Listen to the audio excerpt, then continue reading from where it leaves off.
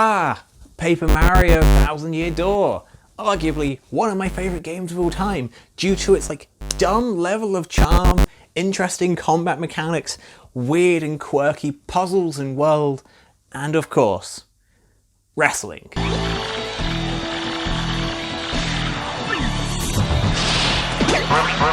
But rumours abound of maybe a re-release onto the Nintendo Switch, or maybe a new Paper Mario game, as they often always end up doing.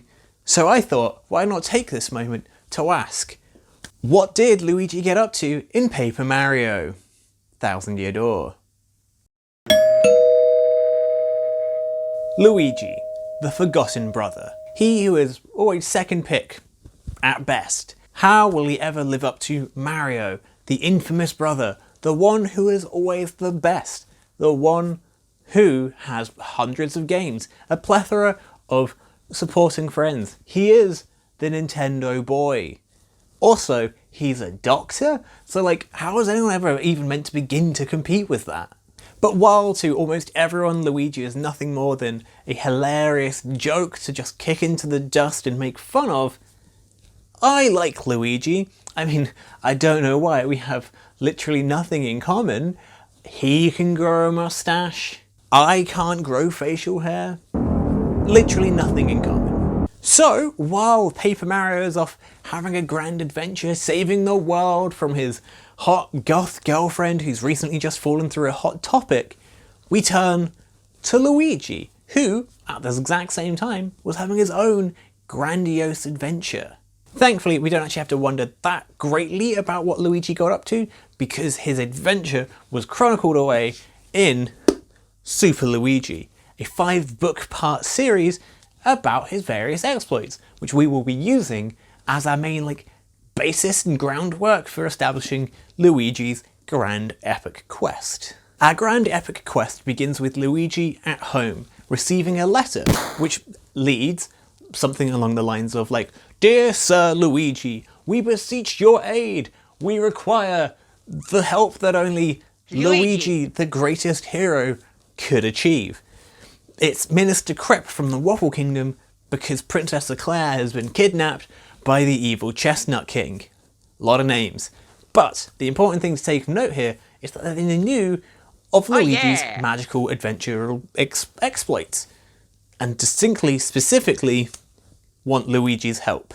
Luigi, the gallant hero, drops everything he's doing, which was at the time making a heroic lunch, and just left a quick note for his brother, who was on an unimportant errand of some form, who gives an inconsequential quest of his own. Yeah. Upon arriving in the Waffle Kingdom, Minister Crep hands him the marvellous compass, or at least the base of, and tells him of how he needs to go and retrieve the remaining pieces of the marvellous compass and the missing Princess Eclair, to which Luigi's grand, epic, heroic quest begins. The compass leads Luigi up the side of Rumble Bump Volcano, which is a big scary volcano, and despite Luigi being a daring, heroic man who never would err at the side of caution, enlists the help of a guide, Bluey the Squid, to lead him the way, because he doesn't know all the way, he doesn't know his way through a volcano.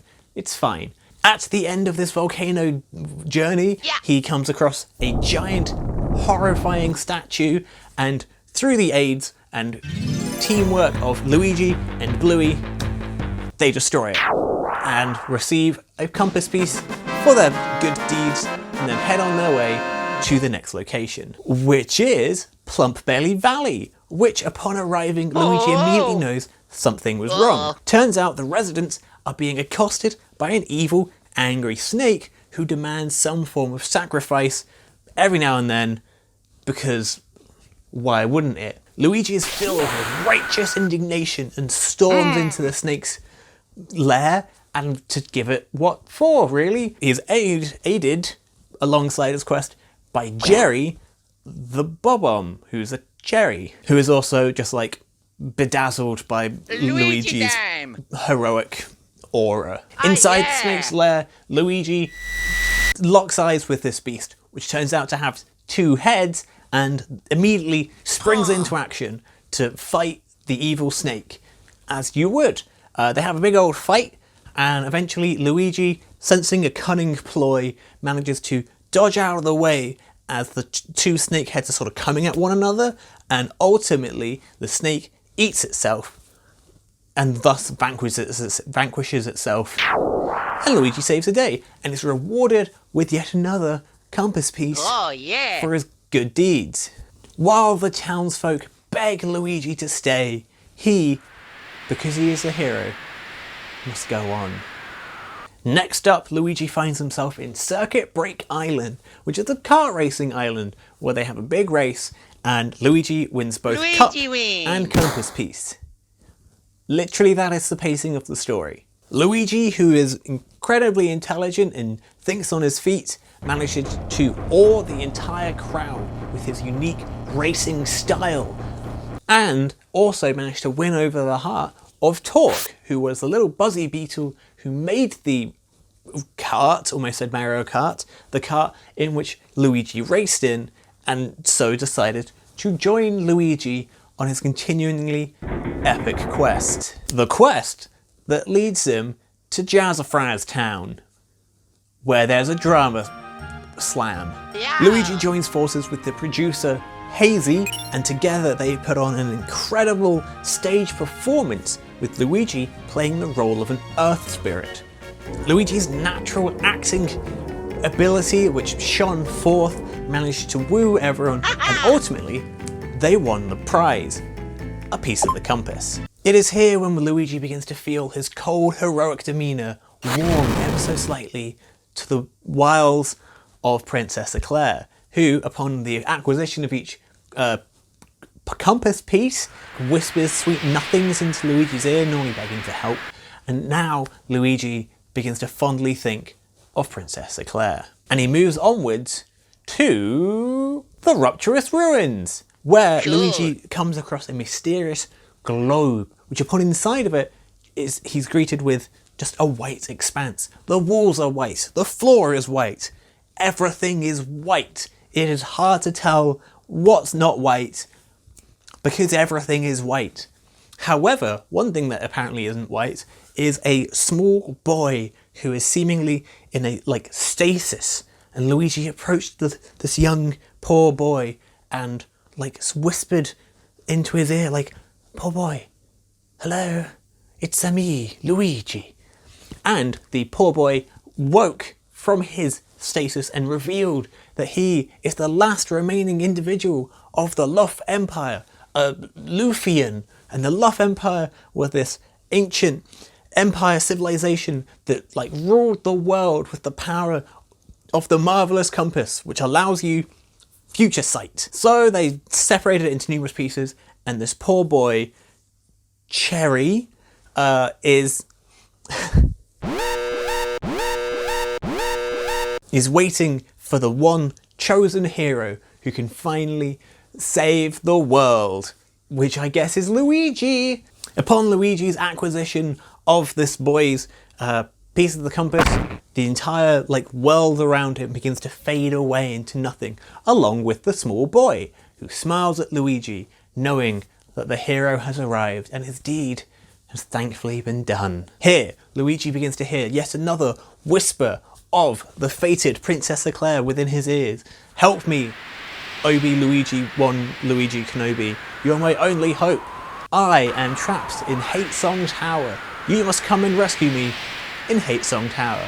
Which is where Luigi then goes, with his allies who all love him dearly. Hate Song Tower is atop an unscalable mountain where winds howl and blow like wind often does. Somehow, Luigi steps over the threshold of this tower and is immediately seen by a horrible beast. It's the Chestnut King. But before Luigi can spring into action to defeat the foul menace, he hears a voice pleading him to stop. It's Princess Eclair. She claims that the Chestnut King is her true love, who's been turned into a horrible beast by none other than Minister Crep. Turns out Minister Crep's the true evil all along and wanted to use the power of the marvelous compass to rebuild the Luff Empire. I assume with him as the head of it, probably. Luigi and his band of friends heroically fight the Minister Crep over, like, repeatedly, and finding themselves unable to make through. But suddenly, the compass and Princess Eclair's tiara, which had the last compass piece, by the way, like, begin to shine, and Luigi is given the power of future sight. Here, he is now able to predict the Minister's every move, every blow, and Luigi deftly dodges and dives and ducks, and manages to finally put an end to the evil Minister. The day was saved, but sadly Luigi was forlorn, as he was unable to see a future far enough into the future where he could see Princess Eclair getting married. But to whom? Luigi? So Luigi, at home, retires to bed, where he thinks fondly of Princess Eclair. Wow, what a tale. Truly an epic adventure. However, it doesn't really begin to add up all that much, especially when you take into account Luigi's own telling of it. Let's take a look. At the very start is where we find our first hole, where the letter that was sent to the house wasn't asking for the aid of specifically Luigi.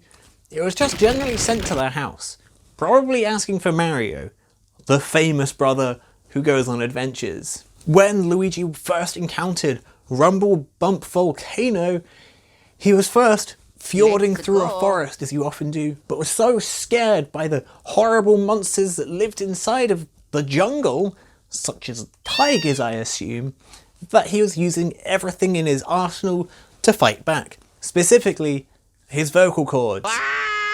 He was screaming a lot, and that is how he met Bluey, who heard Luigi's like panicked death wails because he is wailing whilst almost dying. No! And that's kind of why Bluey joined him. Also, their fight in the volcano, which was full of traps, by the way, and like lava. Oh, so hot, man. Just really, like, so many traps and lava. When they fought the giant statue, it had like a crystal on its head, which Luigi couldn't jump high enough to jump to death. So their power of teamwork was the less than elegant launching of Bluey at the crystal to kill a giant statue creature. Not super heroic. Then in Plump Belly Valley, where the land was being terrorized by a big snake, Luigi didn't immediately boldly march into the snake's lair. Instead, Luigi put on a wedding dress, which by his own admission he looked very attractive in. Like, honestly, he doesn't stop mentioning how attractive he looked in a wedding dress, which is fine. You know, you gotta, if it's a bridal sacrifice, you gotta get in somehow. However, when Luigi first gazed upon the two-headed snake, he immediately passed out. Not necessarily jumping into action, is it? He literally passes out immediately. However, once he does come to, he kind of engages the snake in a fight. And whilst dodging the various snake attacks, he manages to duck out of the way just as the two snake heads collide and it bursts into a puff of smoke. The local mayor begs Luigi to marry his daughter because, you know, Luigi's such a heroic man. Clearly someone wants him to marry his daughter. However, Luigi declines the offer because he is now falling madly in love with Princess Eclair after her whispering into his earlobes like twice. On Circuit Break Island, the kart racing land that it is, Luigi reveals that this wasn't just any normal kart racing. This isn't Mario Kart 8, boy. Instead, these were like mega karts with rockets and high speeds and death-defying kart racing. Because it's got to be incredibly more like spooky and scary, right? And his like unique driving skills wasn't that unique so much as it was hitting full throttle, being in reverse, and reversing backwards immediately at the very start of the race, and crashing. It's fine because it also caused everyone else to crash, so then Luigi got to, you know, race his best race around the racetrack to win the race. Jazzafraz Town at the old Drama Llama Slammer, Luigi is playing an Earth Spirit, right? Not quite. Instead, in this play, he's playing grass. By which I mean, he's lying on the floor, because he's wearing green, being grass. Don't worry though, it's not as pathetic as it sounds, because it turns out that after the play, like, he had so many adoring fans who loved him because he was playing grass so well. He was grass, and his fans loved him for it, because he was grass. In the Rapturous Ruins, there was Screamy. He was hit there as well. Sure. And the boy in the stasis, Luigi didn't whisper sweet nothings into his ear to awake him from his slumber. Luigi just sneezed because of dust, which woke the boy up. Inside Hate Song Tower, where our story begins its conclusion, it wasn't Minister Crepe that Luigi fought, it was the Chestnut King. I guess it sounds less dramatic and poetic this way, but Luigi just hit the thing with his hammer over and over and over again. It was a really tough fight with like venom coming out of everything, but eventually Luigi felt like heroism within his soul that he might finally win. Luigi's number one. And his grip tightens on his hammer, and then he defeated him. Hooray, the day was saved. However, then another nightmare creature crawls forth, which Luigi beats. Hooray, the day is saved. And at the very end of it, Luigi heads home, eats a light lunch. The end. He doesn't think forlornly of Princess Crepe. He doesn't really interact with Princess Crepe in any way. It just sort of ends. So already Luigi's Story is having several major holes between the published novella, that is Super Luigi, and Luigi's own telling. Not to mention Luigi's own telling already begins to sound a little suspicious. But what about his companions? Yes, Luigi's companions, his friends who would never leave him, who are bonded to him in his heroic grace and his heroic quest. Well, Bluey is hanging out with Luigi because during that big epic fight against the giant statue, you know when like Luigi launched him into the statue and the statue exploded? It didn't quite go out like that. Instead, Luigi launched Bluey and Bluey landed in a pool of lava. So Bluey is now out just for murderous revenge. That's why he hangs out with Luigi. Jerry, the Bob-omb, was so horrified by Luigi in a wedding dress that he has vowed to hang around with Luigi so that no one ever has to see Luigi in a wedding dress ever again. Torque, who was the kart racing one, he reveals that one, Luigi begs him, pathetically so, to use Torque's kart in the kart race. Okay. Also, that basically the only reason Luigi won is because every other racer like crashed out of the race due to Luigi's dumb antics, which also basically wrecked his own kart. So Torque is purely hanging around Luigi so he can eventually get his repayments for the broken vehicle. And then Screamy is just creepy and doesn't really say anything of use. All of this is beginning to add up to suggest that maybe, just maybe, Luigi is just repeatedly lying to his brother in order to sound more impressive, like his quest is more epic. During the fight against the snake, he probably just tripped over himself, which just so happened to lead to the snake killing itself. And it's unlikely that the locals begged him to stay and marry various individuals because of the wedding dress incident, which apparently was just horrifying and weird. Luigi probably didn't end up facing a horde of fans waiting to like thank him and greet him at the end of the drama slam because he was playing his grass. No one wants to thank someone playing grass. Not to mention that the final nightmare creature that Luigi says he ends up facing is so kind of haphazardly added, it feels more like a sudden spur of the moment addition to the story to try and spice it up a little bit. Like, oh yeah, also there's a bigger monster. Yeah, we dealt with that as well. Whew. Let me tell you something. Luigi is not a great storyteller. Even when trying to lie to his brother to make his story seem more impressive, he manages to repeatedly kind of forget where he is and just let that little mask slip just enough to kind of seem pathetic, only to suddenly make something up on the fly to make himself seem less pathetic, because how can I be pathetic? There are a load of fans hanging around when I was dressed in grass, right? Luigi clearly feels inferior to Mario. He's lying to Mario's face about the epic tales he goes on, because Mario routinely goes off on grand adventures, saves the world time and time and time again. Meanwhile, Luigi dresses up in a wedding dress to try and fool a snake, and then immediately passes out.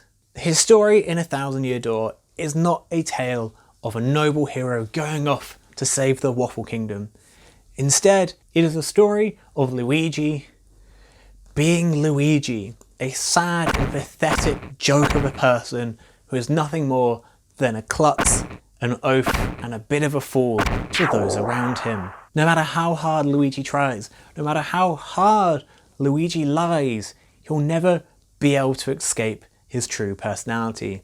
His sad, pathetic personality. And it's not surprising that all of these lies, the deceit, the stress of constantly feeling inferior manages to build up within Luigi, so much so that come the next game in Super Paper Mario, he's had a full psychotic breakdown and has become a masked vigilante, because being Luigi was so terrible that Luigi created an entirely new persona to stop being Luigi. So, what is it that I'm actually trying to say in this video? Well, it's that we'll never really ever truly know what Luigi got up to in Paper Mario Thousand Year Door, purely because of his own crippling insecurities, comparing himself to his brother at every possible moment, so he'll never truly ever be truthful to anyone, not even himself, meaning that we'll just never truly ever know. Maybe if Luigi didn't exist in this world of disillusionment, constantly lying to himself and everything around him, if he didn't so focus on trying to make sure that everyone around him maybe liked him, Luigi might finally like himself and, you know, be happy for once. Hello? Oh, hey brother, how are you? Well, you know, that's being a brain surgeon for you, I guess. It's all busy, I assume. Me? You know, everything's great. Just, you know, doing video stuff. It's going really well. Honestly, I'm just, like, really kind of popular. So many things going on. Barely any time, you know?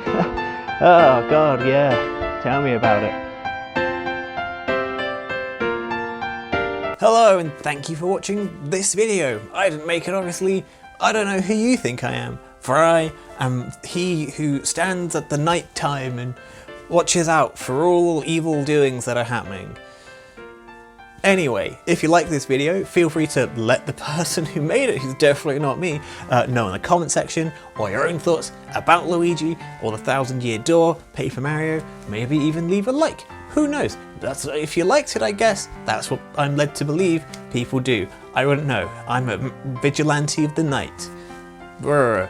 Anyway, if you want, why don't you check out some of my other videos, such as this one up here, which is a board game review about a game called Terra Mystica. I am led to believe it's very fun, very good. Or you've got a video down here, which is about Astral Chain on the Nintendo Switch, which is a video game about being a police, who I hate because I'm a masked vigilante of the darkness. Or you can click on, I guess, my face, which I'm led to believe a subscribe orb would be to click on a face that's definitely not mine. Thank you and goodbye.